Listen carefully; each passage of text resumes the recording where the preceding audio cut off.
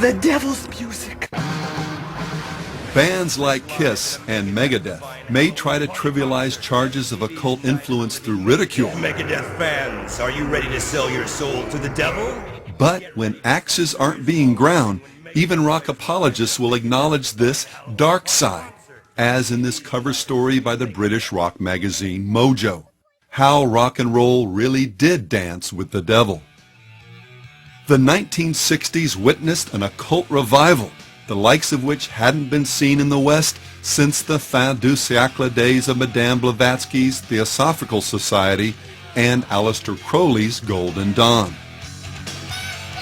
For some artists and individuals in and around the rock music industry, this dance with the devil is both literal and intentional. And we feel that a cleansing of the idiot ideology of the pallid, incompetent Christ is in order. And so this is something that the Church of Satan is conducting on many different avenues. We're doing this through the use of what we have called aesthetic terrorism. This involves the creative use of art, music, writing, effectively what we call propaganda, the dissemination of information to influence what we call iron use. Am I the son you've been waiting for? Am I the children war? To be your messiah on earth, and to sit at your left to create the most evilest music and to gain entrance into the seven gates of hell. Do you believe in demonic possession? Of course. Are you possessed? Of course. Well, there's a clear, at least I assume there's a clear satanic influence in your work. Is that real, or is that sort of tongue-in-cheek humor that you No, that's as real as it gets. But your art certainly, it seems to express the stereotype of Satanism. Yeah, but I use that specifically to bash the church. Why? Because that's really what Satanism is to me. It's anti-Christianity. There's a big black sheep looking up at me, yes. See, everywhere you ought to be. You should come with me and I'll give you desire. First, you've got to burn in fire. Like an invisible cancer that inevitably leads to death, so the satanic seed in rock and roll has culminated in a blatant obsession with the occult. Cryptic allusions to the devil in the music of blues artist Robert Johnson a generation ago have given place to an open worship of Satan and hell that comes complete with the symbols, liturgies, rituals, and messianic personalities that attend any religious order. No longer the stuff of small underground cults, millions of young people have been caught in its evil sway. Continuing with Dio's invocation. Then a little white sheep looked down at me. Said, heaven is where you ought to be. He said, come with me, cause I know just what to do.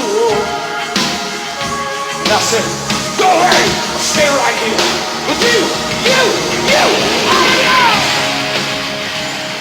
Another way to dust for Satan's fingerprints is to examine the signs and symbols that are used within the culture of rock and roll. Even as words have etymological roots, so do symbols and gestures. And we can learn a lot about a movement or a culture by tracing where those roots lead to.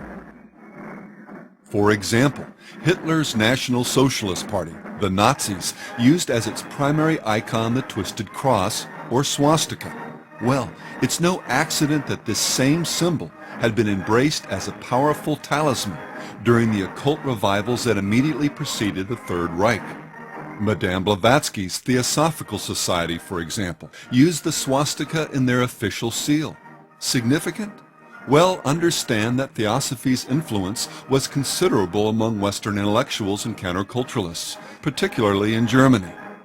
Among their many teachings was a Gnostic theory of racial superiority and purity as a key to the evolution of a superhuman race. There's little doubt that Hitler's racial theories and the icons he used to represent them were taken from the occult world of Blavatsky and others.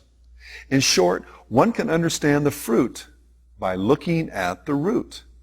Well, rock and roll is awash in any number of signs and symbols that have their roots in either the occult world or in the Bible's symbolic representations of evil.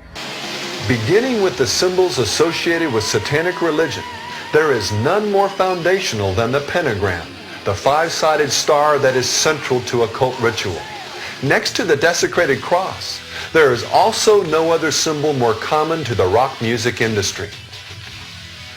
Motley Crue, Slayer, Bebop Deluxe, Metal Fatigue, Venom, Ebony Records, Sam Kinison, Suicidal Tendencies, The Plasmatics, Blackie Lawless's original group Sister, and AC/DC are just a few examples where the satanic symbol is used.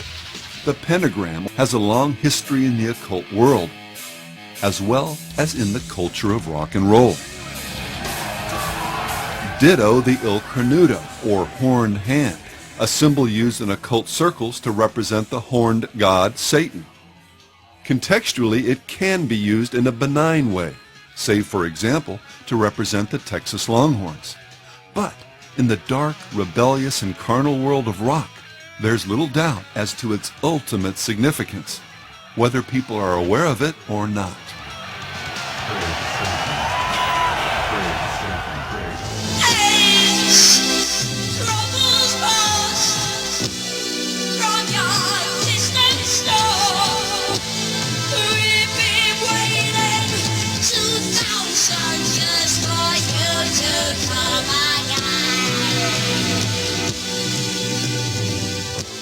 Like the pentagram, it too is virtually everywhere in rock music. Ozzy Osbourne, Meatloaf, Rick James, Cheap Trick, Motley Crue, Frankie Goes to Hollywood, Coven, The Beatles, Kiss, Todd Rundgren, and Dio are just a few examples where this sign for Satan is used. On the back of his Spanish Train album, Christy Berg has this amazing artwork. Not only is the devil shown giving his own sign, there is a sense of both co-equality and reconciliation between him and the Lord Jesus, an incredibly blasphemous concept. It is with the fans, however, where the El Coronado finds its greatest expression. No doubt the vast majority have little or no idea what they are communicating when they flash this sign. But this is true with most supernatural things. Being both invisible and transcendent, spiritual forces can exert great influence over a person without their being aware of it, especially when they have a whatever feels good do it attitude towards life. And that's why looking at our actions or our fruit is so important. They give us insight into the spiritual roots within us. Anyone who is given to using the devil's sign has good reason to, in the words of Jesus, wonder what spirit is at work in them. Then there's the infamous goat head, Judas goat, or Baphomet, a symbol whose only context is within the so-called left-hand path. Voodoo, Satanism, the Golden Dawn, the doodlings of self-confessed satanic serial killer Richard Ramirez, and more than a few rock bands. Kiss that goat! Occult fortune-telling devices like tarot cards and Ouija boards are also not uncommon, with at least two bands claiming to have used the Ouija to divine their names. David Bowie consulted both it and a crystal ball in developing the character of Ziggy Stardust, the androgynous messiah who scrambled so many people's definitions of truth, authenticity, and sexuality in the 1970s. Then there are the various distortions of the Christian cross, among them the Southern Cross or Upside Down Cross, and the Satanic Cross, which was used as the group symbol for Blue Oyster Cult. Not talking about the light above, I'm talking about the hellfire down below. That's right. That's a Lucifer light. Even as the occult world loves to mock the cross and everything holy in the Bible, it's also quick to embrace the Scripture's images of evil. Most notable, perhaps, is the dreaded Mark of the Beast, or 666, the consummate number of man in his rebellion against God. The number has become so closely associated with contemporary music culture that rock journalists frequently use it as shorthand to represent the industry's obvious commitment to rebellion, sex, chaos, and, well, evil.